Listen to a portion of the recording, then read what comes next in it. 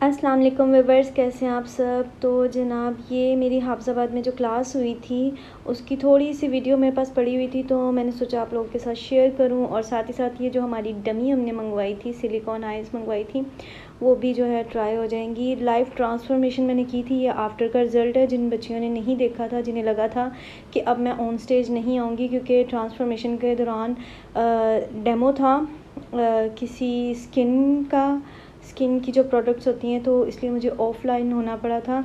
Offline कह रही हूँ, सॉरी, ऑफ स्टेज होना पड़ा था। तो ट्रांसफॉर्मेशन जो थी, काफ़ी सारी बच्चियाँ नहीं देख सकीं, काफ़ी सारी स्टूडेंट्स नहीं देख सकीं। उन्हें लगा था कि अब मैं ऑन स्टेज नहीं आऊँगी, तो वो चली गई थी। तो आई होप वो इस वीडियो में जो है आफ्टर देख लेंगी, जो मैंने लाइव ट्रांसफॉर्मेशन की। बस ये सिर्फ बातें होती हैं कि जी काले को गोरा कर दिया, क्यों किया, ब्ला ब्ला ब्ला ब्ला।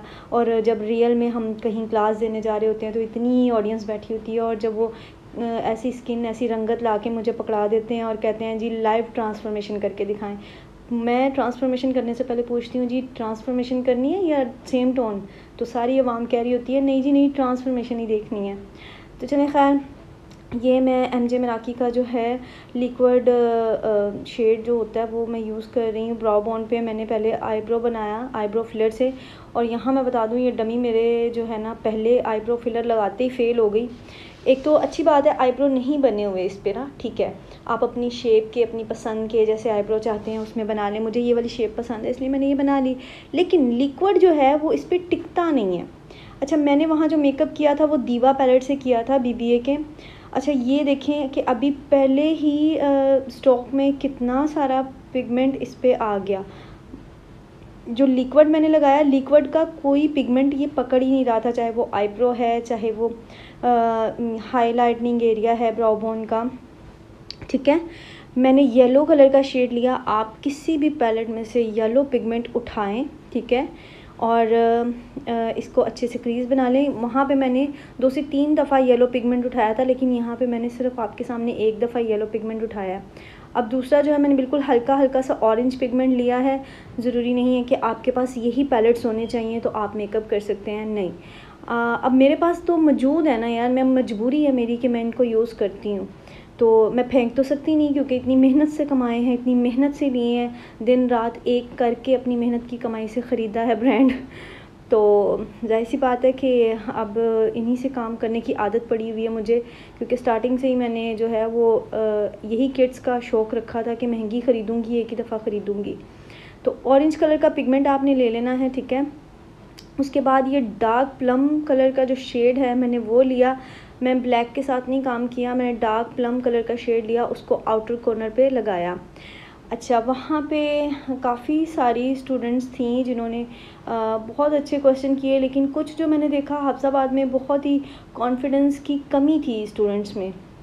तो इंशाल्लाह जो मेरी क्लास उन्होंने ली है उसके बाद उनमें काफ़ी कॉन्फिडेंस आ गया होगा, क्योंकि मैंने सबको स्टेज पे बुला बुला के जो है वो लाइव जो है, मैंने उनको बोला कि आप प्रैक्टिकल करें, थोड़ा सा डेमो मुझे दें, मैं आपको दे रही हूँ।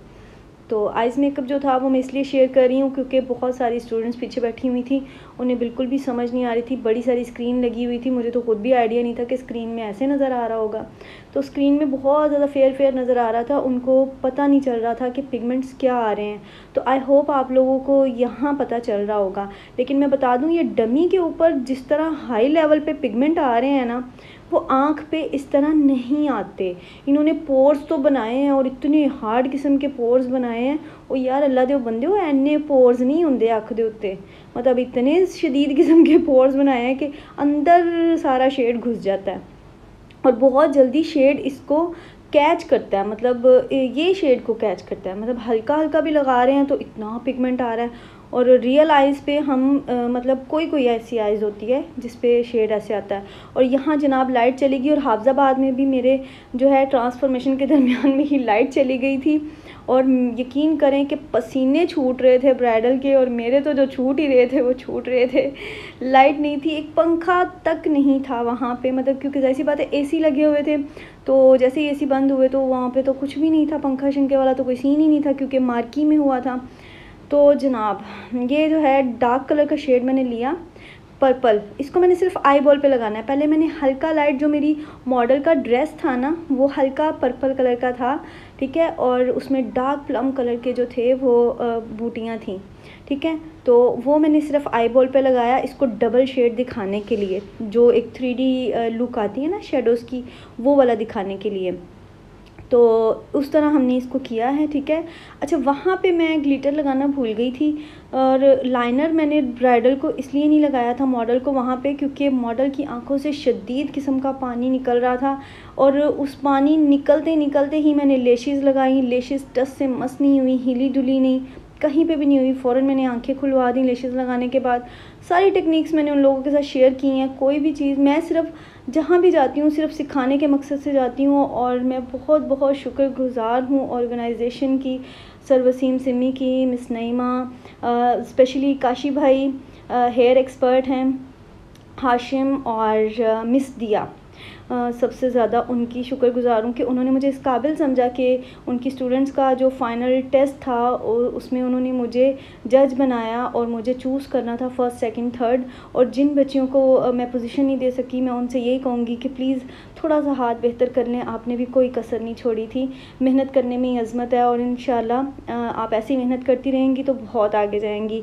अच्छा, यहाँ मैं जेल लाइनर लगा रही हूँ, लेकिन मैंने क्लास में मॉडल को लाइनर नहीं लगाया था। मेरा इरादा था कि मैं उसको लाइनर भी लगाऊं, क्योंकि लुक जो थी वो लाइनर से ज़्यादा अच्छी निकल आनी थी, लेकिन मुझे उस तरह आंखें खाली खाली लग रही थी ना बग़ैर लाइनर के। तो यहाँ मैं लाइनर लगा रही हूँ, लेकिन मॉडल को लाइनर इसलिए नहीं लगाया मैंने क्योंकि उनकी आंखों से पानी भी नहीं रुक रहा था, और दूसरा लाइट चली गई थी, पसीना बेइंतहा था।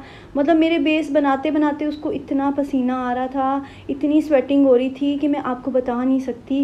वो बेचारी मॉडल जानती है, और वहाँ जो लोग बैठे थे वो जानते हैं कि इतने पसीने के बावजूद, इतने आंसुओं के बावजूद हमारी बेस जो थी अल्हम्दुलिल्लाह उसने हमें ज़लील नहीं होने दिया, इज़्ज़त रखी।